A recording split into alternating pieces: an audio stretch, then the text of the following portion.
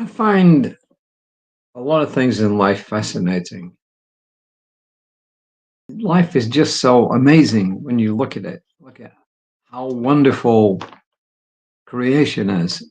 And today's reading is something about creation or creation stories, creation myths, if you like, because usually a creation story or a creation myth is an attempt to explain how everything came into existence.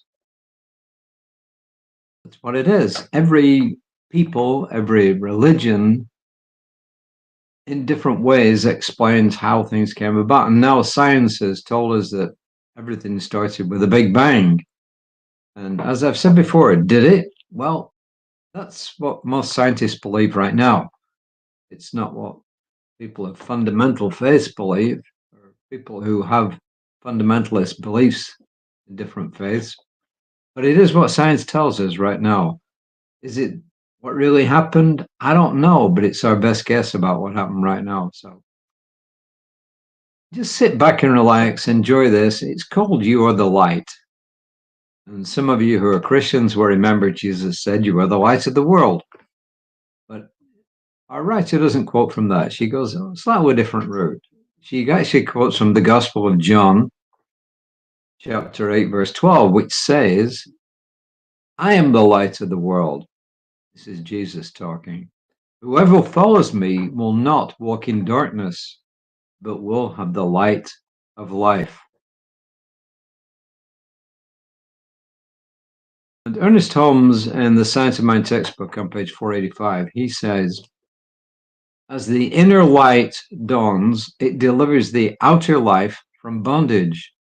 This is in line with the teaching that everything is from within out. More quotes from Jesus, it is done unto you as you believe, and the kingdom of heaven is within you. Sometimes the kingdom of God is within you, which is really saying the same thing as Holmes was saying there. And this is from Rev Kelly. She says, I find creation stories fascinating. Each religion and each people, each has a story of creation. And while they vary immensely, one thing remains constant, more or less, yeah? Each includes the use of light as a symbol of life and a metaphor for God. Creation stories influence how people think about the world and their place in relation to their surroundings. What is your creation story? And she's talking about you personally. Do you know it? How did it affect who you are today? Writing your birth story can help you make meaning, heal, celebrate, and process the story of how and why you were born. We each have much to gain from hearing our mothers and our fathers' stories, because each generation has a scientific and political influence on the world. I'm going to come back to this. Then she asked questions, and these are kind of raw questions for some people. I realize that. So if this touches a nerve, then I apologize. But maybe it's needed. Were you wanted? Were your parents in love? Did they want a child? Were you a child of rape? Did your mother die during childbirth? Did either you or your mother fight the odds for survival? Was it a beautiful and peaceful experience? Each birth story is unique and contains extraordinary beauty and mystery. Our stories show us how we understand ourselves and the meaning that we make from our own creation. The golden thread tying all creation stories together is light. I would say most. Your life is a light that was and is needed.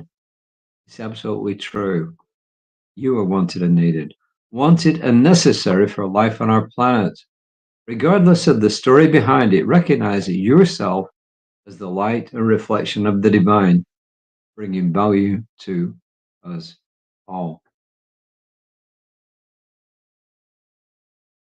Yeah, I too find creation stories fascinating because, as some of you know, I teach a world religions class. I'm teaching it currently at our local community college, and I'll be teaching it soon online from our spiritual center, but for anybody in the world who wants to watch it. And the thing about each religion, as Reverend Kelly says, is they've all got a creation story. They all have an explanation of how things came into existence. And some of them are vastly different. And the one that most people in the West are familiar with is the one from the first chapter of Genesis. And there's actually two creation stories there. They're somewhat different, but the basis is the same. So in the one that most people are familiar with, which is the one that she's referring to here, really, where God says, "Let there be light." And if you think about it, that's very similar to the Big Bang. Let there be light. With the Big Bang, presumably came light as it started to spread around what became the universe. But what I find fascinating is that we all are trying to explain our own existence. And she goes back and asks us questions like, were you wanted? Well, I didn't talk to my mother's gone now. I didn't talk to her a lot about this, or she didn't talk to me a lot about it.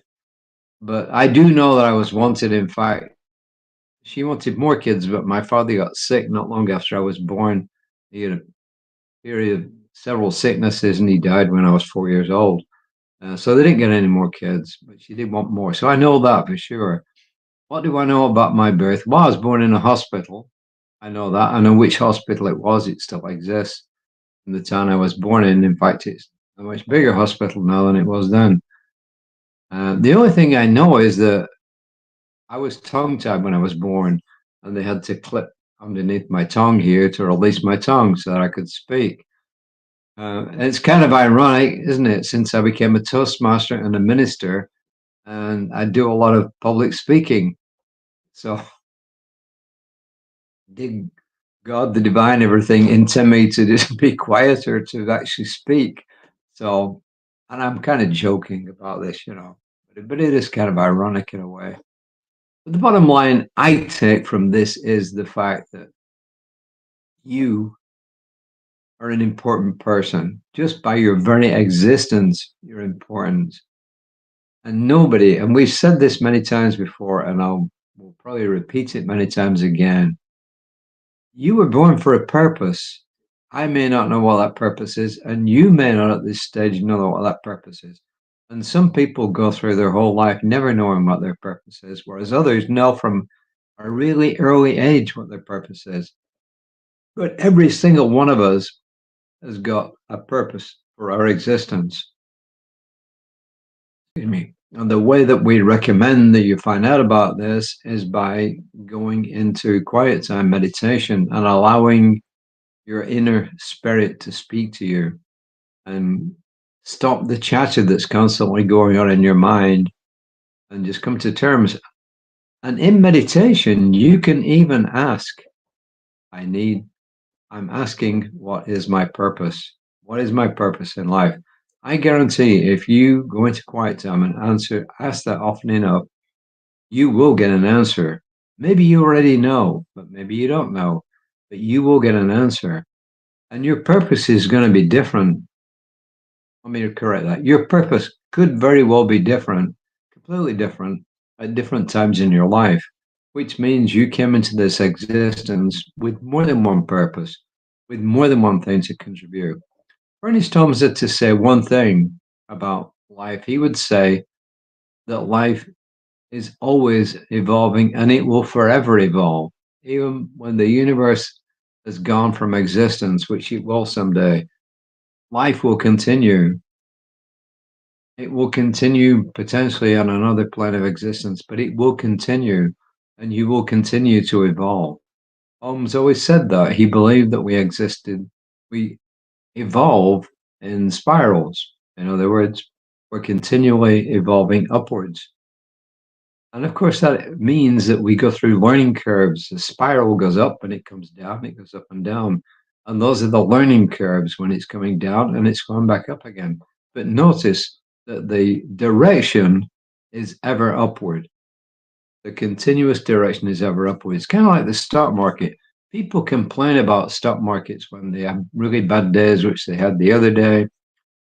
Tech stocks, especially stocks related to artificial intelligence and the chips that support them, had a really bad day when a Chinese upstart came along and said it only cost $5 million, about $6 million to develop, and others had been spending hundreds of millions. Some stocks tanked. Lots of big tech stocks tanked. But guess what happened the next day? They started to pick up again. And if you look at a curve of the stock market over a period of, say, 10 years or more, there's only one direction it goes, and that's up. Yeah, it's got these down curves, up and down blitz, but you can draw a line through it from the bottom to the top, and you will get a diagonal line that's upward.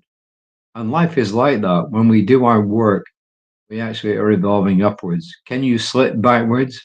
Absolutely. Some people have slipped backwards and they've lost purpose with their life. And remember this, that if people are being mean and awful and they're bragging all the time and they just want the attention of everybody, guess what that means? It means they don't know what their purpose is. It means they're insecure inside. If you're totally secure with yourself, you have no need to criticize anyone. You can critique, which is to help people to grow, but you have absolutely no need to criticize anyone. And if you are really solid in your own foundation, you will never criticize anybody. Are we all 100% like that? No, but that's why we're here. We're learning to be like that. And when you find yourself criticizing, hey, stop and just say, no, that's not the direction I want to go in. So instead of beating yourself up, say, nope, that's not it. And go in a direction that you want to go in. Why? Because, as Reverend Kelly says, you are the light of the world. She says, you are light. Jesus says, you are the light of the world. He said also, I am the light of the world, but he said to his disciples, you are the light of the world. So there we are. A couple of affirmations. Today, my light shines brightly. I am love. I am light. Today, my light shines brightly. I am love. I am light. I am unabashedly a powerhouse of God's creative force. Rephrase it how you like. I am unabashedly a powerhouse of life's creative force, if you prefer that. So, these affirmations are there for you to use or not use as you see fit. So, let us know what you think. We do appreciate your comments. We appreciate your feedback, and we appreciate when you like us. I mean, like our offerings to you. I'm not saying like me individually. I'm saying like our offerings, the readings, and also ask people to read them and then ask them to pass them on, because all we're trying to do is help make the world a better place. We're not here to judge, condemn. We are here to help make the world a better place. And that's one of my purposes in life. I was born to help people, and I truly believe that. So, about you, until next time, I truly mean this. Take care of yourselves. Namaste.